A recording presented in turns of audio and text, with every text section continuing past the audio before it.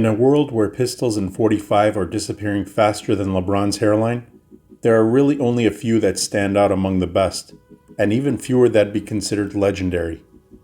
The H&K Mark 23 happens to be one of them. The Mark 23 was designed to be SOCOM's answer to an offensive weapon system that could serve as more than just a sidearm.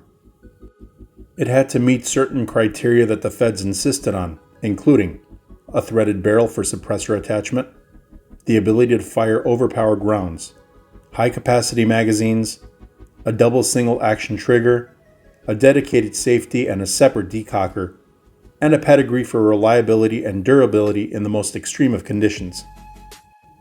The Mark 23 checked all those boxes and then some. At first glance, this pistol is huge, and I mean Desert Eagle obnoxious huge. It's also pretty hefty at right around 2.5 pounds empty. This really wasn't meant to be a concealable sidearm though. On the contrary, it was built to be a do-it-all type of weapon with a little intimidation factor built in. And boy, let me tell you, it accomplishes that with ease. Though it's the stuff that you can't experience just by looking at it or holding it that makes it really special. In all my years of firing 1911s and other large .45 caliber pistols like the USP and FNX, I've never come across a softer and smoother .45.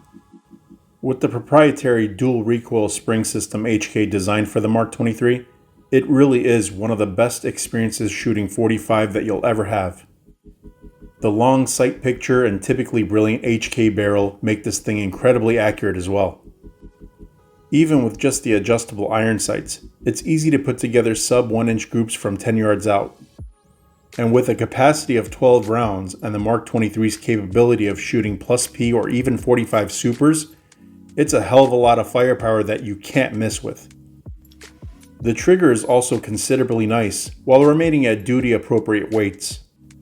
At approximately 4.5 pounds in single action and 11.5 pounds in double, it's not the lightest trigger pull in the world, but it's smooth and precise.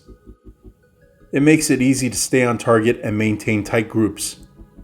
Speaking of duty-appropriate features, HK also added their corrosion-resistant coating to the slide, and it seems to work well in salty and sandy conditions. In fact, the Mark 23 has survived some of the most extreme torture tests ever conducted on a duty pistol.